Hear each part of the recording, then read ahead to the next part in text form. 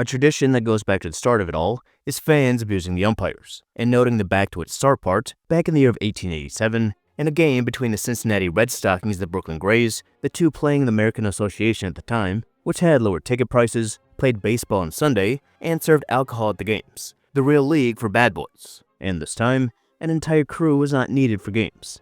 And for this game, it was just former ball player John McQuade. The Red Stockings were looking to sweep, but that looked unsure when Brooklyn led 9-7 in the 8th inning. But after a home run, Hugh Nickel would hit a triple with anticipation that he would steal home. And on a perfect strike, according to the Cincinnati Enquirer, he swung slightly off the baseline from third home, and then with a mighty effort sprang forward, clearing the arms of the catcher with a bound, and landed upon all fours at the plate. The crowd went wild, but it came to a sudden halt when umpire McQuade called him out, saying that he left the baseline, and fans did not take this call lightly, showering him with boos and insults that turned into fans getting on the field and then throwing glass beer bottles at him. McQuade had to take shelter in the manager's office, while the police had to come in to calm things. Brooklyn would go on to score 5 more runs and won the game 14-9, while McQuade remained an umpire for 7 more years. Just a quick overview of the relationship fans and umpires have. And another call involving Brooklyn came in the 1955 World Series with Jackie Robinson's steal of home. In the 8th inning of Game 1 in a 6-4 game that the Yankees were leading in, with Jackie Robinson at third with 2 outs, he would dash home, and though the ball beat him there, he was called safe. From the most seen angle, and of course according to Yogi Berra, he looks out. Obviously this was the time before instant replay and numerous angles, but there was a later video that showed an angle from the third base side, and from there, it looks more likely that the call was right. Either way, the Yankees ended up winning this game along with the next. However, the Dodgers won 3 of the next 4. Then they would finally win it all in Game 7, beating the Yankees in the World Series after 4 previous failures. Jackie's steal, along with Sandy Almiro's catch in Game 7, the iconic play from the series, and signs that this time was different. Though Jackie's steal didn't really impact the final result of Game 1, it's still a debated play that without instant replay goes down in baseball lore. The Yankees and Dodgers met again the next year, then the Dodgers would move to Los Angeles, and after the Dodgers won in '63 and the Yankees won in 1977, they would meet again the next year, which leads to the next play, with the Dodgers up 2-1 in the series and leading Game 4 3-1 in the 6th, with runners on first and second with 1 out. Lou Piniella hit a line drive to shortstop Bill Russell, who would knock it down. Then he threw to first for potential inning-ending double play. And in no man's land, Reggie Jackson did not move a muscle, although it kind of appears he moved his muscles just enough to interfere with the throw, which caused the ball to roll into foul territory and allowed Thurman Munson to score. Though the Dodgers protested that it was interference, the umpires did not see it that way, in a confusing play where Russell had multiple ways to turn to, including tagging Munson then second, or touching second and getting Munson in a rundown. He chose the most logical choice, and Reggie just happened to be there, always denying he moved in the way, though the video kind of says otherwise. And that play was huge, as the Yankees would tie the game in the 8th, then Lou Piniella would hit a walk-off single in the 10th inning. Assuming Jackson got out of the way, or there was interference called, that would have ended the inning, and assumedly would have given the Dodgers a win. But instead, the Yankees tied the series, then would win the next 2 games, beating the Dodgers in the World Series once again. Really the exact moment where you can tell the series shifted. And yet again, we have another play involving the Yankees, with one of the greatest reactions of all time in the George Brett pinetar incident. The Yankees and Royals had a rivalry in the late 70s and early 80s after multiple playoff meetings. And another heated game came in July of '83, with the Yankees up 4-3 with 2 outs in the 9th and 1 on. The future Hall of Famer in George Brett came up, and after fouling off a pitch, Brett hit a go-ahead 2-run home run off the future Hall of Famer in Goose Gossage. Noticing the excessive pinetar being used by Brett beforehand, Billy Morton decided to wait for the perfect moment to check him, and here it was. He requested the umpires look at his bat, and as everyone looked on, they measured the extent of the pinetar against the 17-inch width of home plate, and the pinetar covered about 24 inches. And according to Rule 1.10c, a bat may not be covered by such a substance more than 18 inches from the tip of the handle. And with Brett hitting an illegally batted ball, another rule states that he should automatically be out. So the umpire walked over, pointed at him in the dugout with a bat, and he was ruled out. And Brett came racing out of the dugout like a bat out of hell and went ballistic on the umpires, having to be restrained as the call stood. But while most calls here remain as they were, the Royals would protest this game, and in a rare instance, it was upheld. AL President Lee McPhail saying that George Brett had not violated the spirit of the rules, nor deliberately altered the bat to improve the distance factor. The Yankees tried hard to avoid the resumption of the game, wanting to wait and see if the game would have an effect on the standings. But the resumption of the game would be rescheduled 25 days later on August 18th.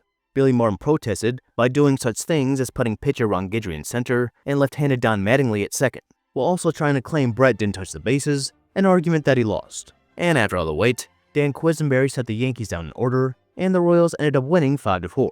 Kind of forgotten because the initial reaction was so memorable, and the game didn't have much impact anyway, as both teams missed the playoffs. And our next call also involves the Royals, but what is simply called the call. The Royals made it back to the World Series in 1985, and they were playing their interleague rival and in-state rival in the St. Louis Cardinals. And just like in the NLCS, they were down 3-1, but they won Game 5 in St. Louis to head back home, still down 3-2. And Game 6 was a pitcher's duel between Charlie LeBrant and Danny Cox, with no runs scored through the first 7. But in the 8th, Brian Harper drove in Terry Pendleton to give the Cardinals a lead, and things went to the bottom of the 9th, with the Cardinals leading 1-0. And the 97 games where they had a 9th-inning lead, they won every single one. Todd Royale came out for the 9th, while pinch hitter Jorge Orta came up to the plate, and he would hit a slow ground ball to first. Jack Clark picked it up and tossed it to Royale, and in a close play, Orta was called safe. But every replay showed he was clearly out by half a step. The Cardinals argued, but obviously nothing changed, and it's what happened after they made the call so notable and controversial, as the Cardinals would implode. Jack Clark would drop a pop-up in foul territory, a pitch got past Gerald Porter, then former Cardinal Dan Lorg would hit a bloop single to win the game. A case of the Cardinals losing their composure after not getting the call their way, which Don Deckinger would find out was wrong after the game. And it was more notable as the next night, the Cardinals were completely deflated, and they would lose 11-0. Joaquin Anwar and Whitey Herzog being thrown out of the game, with Herzog telling Deckinger that he was the reason they were even playing. Deckinger received numerous death threats and address leaks in the years after, as he still signed pictures to play, becoming known as simply the call in the years after. And another play that happened at first base involves Ken Hrbek in the 1991 World Series. And arguably the greatest World Series ever, the Twins took Game 1 and took a 2-run lead in the first of Game 2. The Braves got a run back, then in the third with 2 outs, Ron Gant hit a single that would move Lonnie Smith on a bad throw. But as the throw got away, Gant got hung up between first and second and tried to get back to first standing up. And as Hrbek got the ball just before he got there, the two got tangled, and that led to Gant falling off the bag and then being called out. Gant was furious, while Tim and Carver agreed that Hrbek pulled him off the base. Umpire Drew Cobble later said he had determined Gant to be off balance in the first place, and he felt that he was already falling off. Obviously many, especially Braves fans, would disagree, and it's a play that you don't know what would have happened after the right call, as the Twins would win this game 3-2. The home team winning every game in this 7-game series that is hailed as the best by many. But for Hrbek, during those 3 games in Atlanta, he was loudly booed and would even receive a death threat, and they still don't really like him in Atlanta.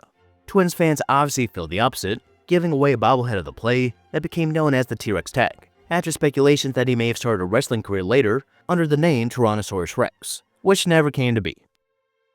And we move to another play involving the Yankees with the Jeffrey Maier play. In Game 1 of the 1996 ALCS, the Orioles led 4-3 in the bottom of the 8th when Derek Jeter hit a deep fly ball to right. Tony Tarasco appeared camped under it, but out of nowhere, 12-year-old Jeffrey Maier reached over the fence and grabbed the ball before it could be caught. Though the rulebook states that spectator interference is to be called if a spectator reaches out of the stands or goes on the field and touches a live ball, this time it was not. Tony Tarasco was immediately livid with umpire Richie Garcia, and Davey Johnson made his way out as well, and he would be ejected. That play being huge when the game went to extras, and Bernie Williams hit a walk-off home run.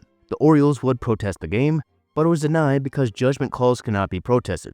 Garcia admitted his mistake, but maintained that Maier reached out and Tarasco would not have caught it, which many disagree with.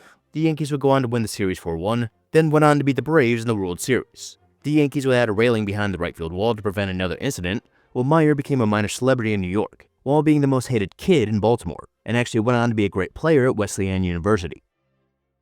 Our next isn't a play, but really an entire game. In Game 5 of the 1997 NLCS, the series was tied between the Marlins and the Braves, of course making this game huge, and Greg Maddux would be going against Livan Hernandez, only making a start because Kevin Brown had the flu. And it would be a pitcher's duel. Only one had more advantage. Eric Gregg was the umpire behind the plate, and he was known for having a wide strike zone. But that day, he took it to the extreme. The strike zone just kept getting bigger as the game went on, but it was really wide for left-handed hitters. And the Braves had 6 in their lineup. You have to give credit to Hernandez for taking advantage of something out of his control and having great stuff that day regardless, as he would go on to strike out 15, which is an NLCS record, finishing the game striking out Fred McGriff on a pitch about a foot outside of the zone. Hernandez would go on to win NLCS MVP, then go on to win World Series MVP, as the Marlins would beat the Indians. Given the circumstances, this is remembered as one of the worst called games ever, and Gregg would never umpire in the postseason again, and he resigned as part of the labor action in 1999. And we move to our last one here from the 20th century, again involving the Yankees, with the Phantom Tag. The two heated rivals in the Yankees and Red Sox met in the postseason for the first time in the 1999 ALCS, with expanded playoffs allowing for the possibility. The Yankees were up 2-1 in the series, and led 3-2 going to the 8th. Then with one out and Jose Offerman on first, with Mariano Rivera on the mound, a ground ball would be hit to second, and it was ruled Chuck Knobloch tagged Offerman, then threw the first for the double play. But replay showed that Knobloch obviously missed him, thus the play being called the Phantom Tag. And it was made worse when the Yankees scored 6 runs the next inning, and when another close play went against the Red Sox in the bottom of the 9th against Nomar Garcia-Parra, fans began littering the field, as the Yankees would win the series the next night. Another similar incident happened in 2004 in Game 6 of the ALCS between the two, when Alex Rodriguez swatted Bronson Arroyo's glove, and after discussion was called out, prompting Yankee fans to litter their own field, though it was a case of the umpires making the right call, naturally angering fans. And we moved to AJ Piersynski's drop third strike call. In the 2005 ALCS between the Angels and White Sox, the Angels took Game 1. Then Game 2 was a pitcher's duel between Mark Burley and Jared Washburn in the Angels bullpen, both scoring 1 to the first 8. Then it appeared to be going to extra innings when AJ Piersynski struck out on a low pitch from Kelvin Escobar. Josh Paul rolled the ball to the mound and left along with the entire infield, but Piersynski took off at first in case home plate umpire Doug Eddings called drop third strike, though it appeared he signaled out and they obviously couldn't review if it was called. And after conversation, that is exactly what they ruled, obviously angering Angels fans and players for years to come. And the reason it became such a big deal is Pablo Ozuna came out to pinch run, he stole second, then Joe Crede would drive him in to win the game. Obviously doesn't happen if Piersynski is called out, as the White Sox would go on to win all 3 games in Anaheim. Then they would go on to sweep the Astros in the World Series for their only title since 1917. It's still heavily debated, especially with the impact it had, while some put a little bit of the blame on Josh Paul, who should have tagged Piersynski regardless. And we move to a play that was huge in allowing instant replay in Armando Galarraga's near-perfect game. The 27-year-old Galarraga was absolutely dealing against Cleveland on this June 2nd night, and he went to the 9th setting the first 24 down. And like most perfect games no-hitters have, there was the great play, that being Austin Jackson's over-the-shoulder catch to keep things alive. He then got the second out on a ground ball, and Jason Donald was the last chance. And he would hit a ground ball to the right side, Miguel Cabrera would retrieve it, setting himself and throwing it to Galarraga, and though he was out, Jim Joyce would call him safe. Made very clear that he was wrong by the replays, prompting immediate response from Jim Leyland and many others. But there was no way to change things, and Galarraga got the final out of the game on a ground ball, which is why some see this as a 28-out perfect game. This all became a huge story, and noted by many around the league. Jim Joyce was seen as one of the best umpires in the game, who unfortunately made the wrong call, and he openly admitted his mistake. There was also the response from Galarraga that was seen as very classy, with the two meeting at home plate the next day, while both are still advocating for MLB to award him a perfect game. Kind of a moment that made Galarraga's near-perfect game more famous than most of the other ones thrown, and the clear highlight of his career.